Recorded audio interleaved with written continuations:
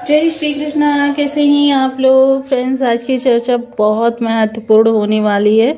जैसे कि आप ऊपर टाइटल में देख रहे हैं, कर्क राशि 2 मई, राहु का बदला योग, सिंहासन पर बैठने की तैयारी। देखिए, सिंहासन पर बैठने की तैयारी, क्योंकि राहु विस्तार कारक ग्रह बन जाते हैं और इनके अंदर जो क्षमता है वो किसी भी ग्रह के प्रभाव को हजारों गुना बढ़ा देने की है। और इनका प्रभाव जो होता है बहुत किसी भी नीति नियम फाउंडेशन को नहीं मानता है और साथ ही इनके प्रभाव जो है बहुत ऊंचाई तक जाने वाले भी बन जाते हैं। तो ये सब स्थितियाँ किस प्रकार से बन रही हैं, इन पर चर्चा करेंगे। लेकिन हम पहले देखेंगे ग्रहों की एक्चुअल स्थिति। राहु यहाँ पर बैठे हुए हैं आपके अष्टम स्थान पर, अकूत धन का भाव, अकूत धन के भाव में बैठे हुए हैं। वहीं शनि और मंगल जो बैठे हुए हैं वो आपके भाग्य स्थान पर बैठे हुए हैं। सूर्य और बुध जो बैठे हुए हैं वो आपकी आजीविका के भाव में बैठे हुए हैं। शुक्र जो बैठे हुए हैं वो आपके लाभ भाव में बैठे हुए हैं। और वहीं गुरु जो बैठे हुए हैं वह इस समय पर आपके द्वादश स्थान पर बैठे हुए हैं। केतु महाराज जो हैं विराजित हैं वो आपके धन भाव में, अकूत धन में राहु और धन भाव में केतु। ये दो ग्रहों की जो सिचुएशन है वो बहुत ही विशेष है।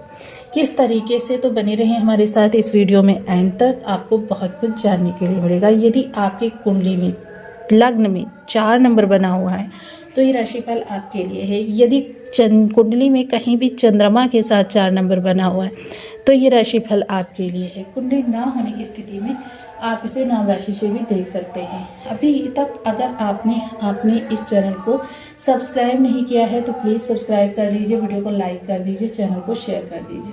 इससे होगा क्या कि हमारे आने वाले हर वीडियो की नोटिफिकेशन मिल सकेगी आपको सबसे पहले। एक प्यारा सा कमेंट करना बिल्कुल ना भूलें। कमेंट से हमें बहुत मोटिवेशन मिलता है, हौसला मिलता है और ये पता चलता है कि आप और क्या जानना चाहते हैं। तो काफ़ी महत्वपूर्ण हमारे सामने स्थिति निकल कर आ रही है, क्योंकि जैसा कि गोचर में कुंडली इस तरीके से बन रही है।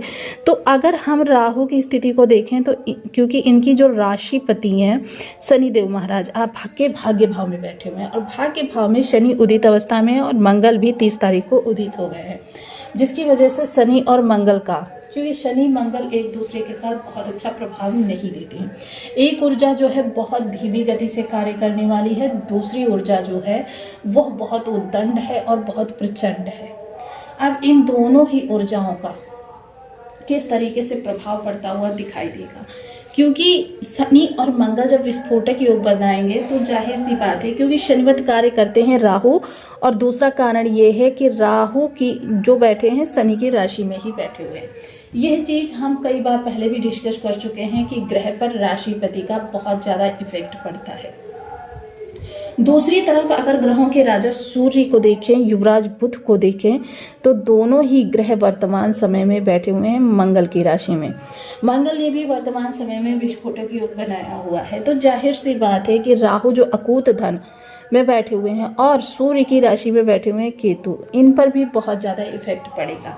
इस समय पर आपको बहुत ज़्यादा संयम की ज़रूरत है। आप बेहद संवेदनशील राशि के जातक हैं, जिस कारण से आपके लिए छोटी सी बात भी आपको बहुत ज़्यादा उत्तेजित करने वाली सिद्ध हो सकती है। और इस समय आजीविका भाव, धन भाव, भाग्य भाव, महत्वपूर्ण भाव जो है, हालांकि ये स्थिति जो है हम आगामी 9 दिनों की आपके सामने वर्णन कर रहे हैं। 9 दिनों में जो चीज़ें आपके लिए बदलेंगी ये हम मोटा मोटी तौर पर, क्योंकि इसमें आपको फेरबदल भी देखने में आ सकता है, क्योंकि चंद्रमा की चाल के आधार पर कुछ चीज़ें बदलती हैं और कुछ चीज़ें बदलती हैं ग्रहों के परिवर्तन के आधार पर। तो जाहिर सी बात है कि आपके लिए चीज़ें थोड़ी सी कम या ज़्यादा हो सकती हैं, या फिर आपके लिए लाभ की जगह हानि की स्थिति भी बन सकती है। क्योंकि अगर आपने ग्रहों को सही तरीके से, क्योंकि आपने शुरुआत अच्छी की तो आपका जो आगाज़ होता है वो और भी जोरदार होता है। लेकिन अगर शुरुआत को ख़राब कर लेंगे तो आगाज़ आपका नहीं अच्छा होगा।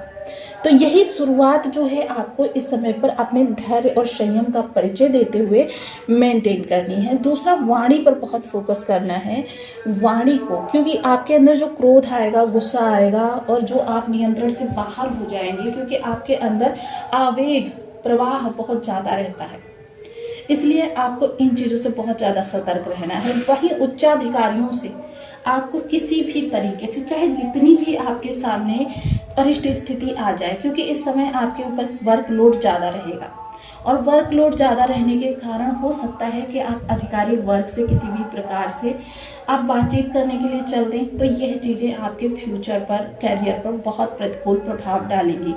और वहीं अगर इस समय को आपने जिम्मेदारी समझकर निर्वहन कर लिया, तो फिर समझ लीजिए कि आगामी समय में आपकी परिस्थितियां आपके नियंत्रण में रहने वाली हैं। किसी भी मित्र विशेष से देखिए, इस समय आपको थोड़ा सा विश्वास तो करिएगा, लेकिन अब अंधविश्वास मत करिएगा।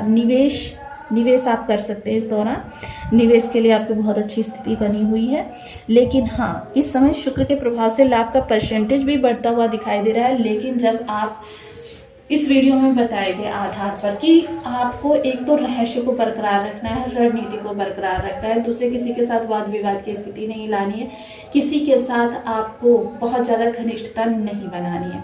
अगर ये सारी चीज़ें आपने कर ली तो बहुत ज़्यादा आपके लिए स्कोप निकल कर आएगा। वहीं दूसरी चीज़ क्या है, इस समय ऑनलाइन फ्रॉड से आपको बचकर रहना है। इस समय आपको कुटुंबियों के साथ वाद विवाद की स्थिति से बचकर रहना है और धन पर, वाणी पर पूर्ण फोकस करना है, क्योंकि आपके तीनों ही धन के भाव जो हैं उसमें देखिए तीनों ही सौम्य ग्रह बैठे हुए हैं। इस वजह से आपके लिए राहत है। लेकिन राहु की दृष्टि, पंचम दृष्टि, शनि की चतुर्थ दृष्टि, क्योंकि मंगल के माध्यम से शनि की दृष्टि और मंगल की दृष्टि दोनों ही इस भाव पर जाएंगी, तो इस समय आपके सामने अनावश्यक खर्चे भी निकलकर बहुत ज़्यादा आते हुए देखे जाएंगे, जिसकी वजह से आप आगामी कई वर्षों का जो अपना बजट है उसको भी असंतुलित कर सकते हैं। तो इन चीज़ों का विशेष ध्यान रखें आप। बाकी कुल मिलाकर आपके लिए बहुत अच्छी स्थिति आएगी। इसको देखिए, हम निगेटिविटी को कम भी कर सकते हैं। देखिए, जो लोग रेगुलर बेसिस पर हनुमान जी का पूजन या फिर बृहस्पतिवार का व्रत, विष्णु भगवान का पूजन, विष्णु भगवान के विष्णु सहस्त्र नाम का पाठ, शिव सहस्त्र नाम का पाठ या शिव जी के महामृत्युंजय मंत्र का जाप कम से कम 11 माला का रेगुलर बेसिस पर करते हैं। दुर्गा जी के दुर्गा सप्तशती के सिद्ध कुंजिका स्तोत्र का 5 या 7 बार सायं के समय घृत का दीपक जलाकर पाठ करना और साथ ही साथ गजानन जी के गणेश अथर्व स्तोत्र का पाठ करना और साथ ही गणेश जी को नित्य प्रति 3 दुर्वा चढ़ाना। ये जो उपाय करते हैं रेगुलर बेसिस पर लोग, उनके लिए किसी भी ग्रह की कोई अरिष्टता प्रभावी नहीं होगी, क्योंकि ये वो पंचदेवी देवता हैं कि जिनका जो लोग भी पूजन करते हैं उनको 9 ग्रह कभी भी परेशान नहीं करते हैं।